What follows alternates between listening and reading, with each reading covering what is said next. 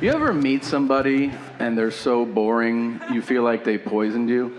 Like, you're talking to them and you're like, I feel like I'm dying right now. And I think you did it. This guy's name is Craig. I met him, I made sure to get it. I was like, I'm gonna remember you for the rest of my life, man. I met him at the bank. Is he a bank teller? No. Is he a security guard? Nope. What's his job? I don't know. Whatever they call that guy that stands in the lobby of banks now, where you walk in and you're like, do you work here? And he's like, I think so. That guy? The lobby liaison? Well, I saw him, and we made eye contact. I don't know how you work. For me, if we make eye contact during the day, not at night, but during the day, out of human decency, I acknowledge you. So that's what I did. We made eye contact, and I go, how you doing? And he went, and I was like, okay.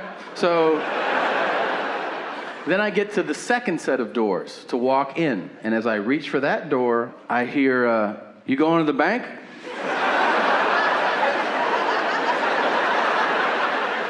I go, is this still a bank? He goes, yeah. I go, I'd like to. And he goes, go for it. And I was like, okay, thanks. And then I reach back, and he goes, I'm going to Virginia next week.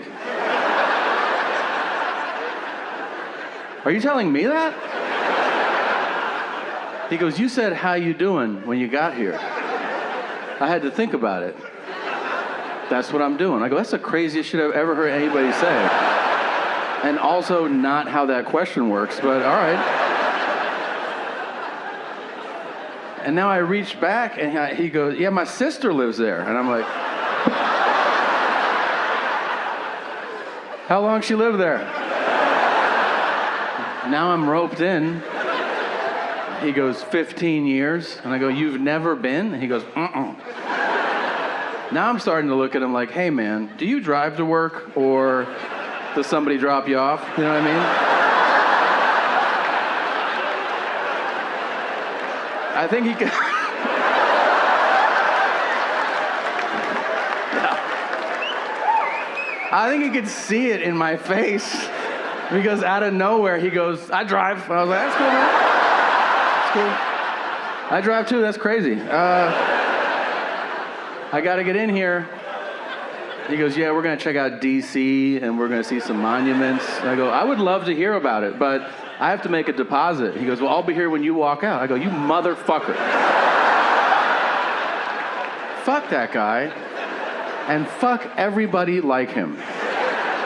If you have the audacity to tell people how you're doing when they say how you doing, that shit is rude and selfish, all right? I'm serious. There are two acceptable answers to how you're doing. Fine and great. And if you're miserable, you say fine. You don't burden people with your real world problems during a courteous exchange. Yeah. Now, I'll tell you on a grand scale who's helping nobody lose weight. It's Starbucks. And this is true. They have a national training campaign to try to trick you into ordering food. And this is why. They know you're going to order a beverage. So they try to lead you into food. Pull into any Starbucks drive-thru, and now they greet you. They say, welcome to Starbucks. What can we get started for you to eat today? And you're like, wait, what? I just wanted coffee. And they're like, no shit. What else do you want? So then you're like, I don't know, sausage? Like, what do you have? I don't respect that. I like my shame straight up and honest. And nobody does that better than the West Coast burger chain In-N-Out. And if you've never been in In-N-Out, get your fucking life together and go.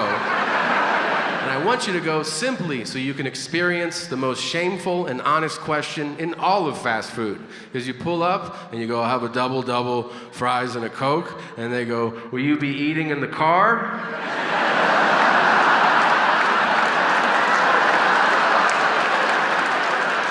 Yeah, I think so. And they go, I bet you will, you fat fucking pile of garbage. Doesn't that question sting? You're like, am I living in my car? Why am I eating in my car? Because if you say no, they give you a bag and they're like, leave with dignity. But if you say yes, it's an open tray and they go, eat out of that, pig. And then it falls in your lap and they go, pick it up. And you're like, how long, so long? And they go, are you gonna jerk off when you get home because you're lonely? And you're like, yeah. We're gonna give you a free milkshake because you're bumming everybody out. We're fast food workers, you're making us sad. Get the fuck out of here. If you bring a baby into a movie theater, you're a piece of shit. Yep.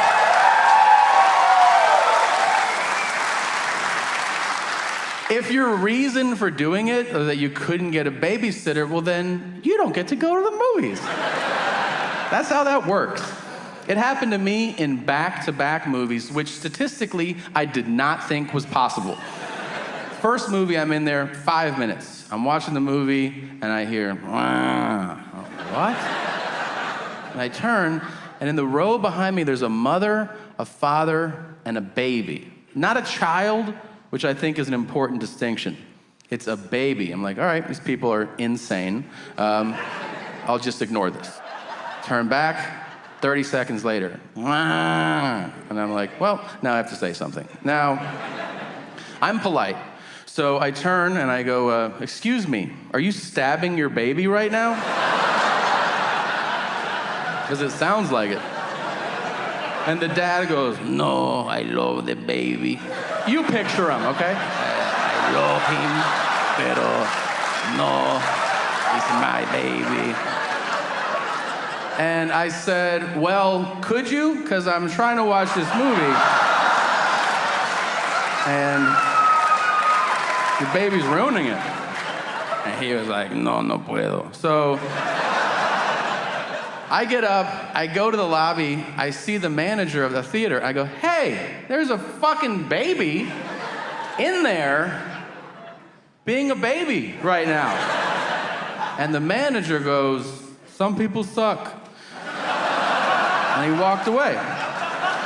That is the best customer service line I've ever heard in my life, hands down. You can't even get mad. If you're in a restaurant, you've been waiting on your food, you're like, hey, where the fuck is my food? I've been here half an hour. And the manager's like, some people suck. You'd be like, oh yeah, some people suck. I didn't think of that. My bad. Sorry about that. I left. The next day, I go back to the movies. I should point out, I saw a different movie. It was also a different baby. It's not the same family standing out front, and then they see me and they're like, oh, there he is. All right, let's go inside and ruin this for him again. This time, I am way further into the movie. I'm emotionally invested in this movie. I like the movie. And then, out of nowhere, I hear, This time, I swear to you, I audibly go, nah-uh. And now, other people get involved. You know when you can hear somebody's age in their voice? Like, I can't see shit. It's a dark theater. I just hear a guy go, either make it quiet or get it out.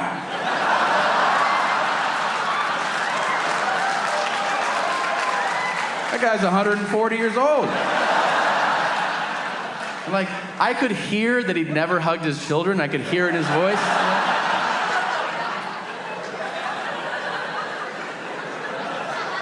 This time, the mother of the baby goes, shut up.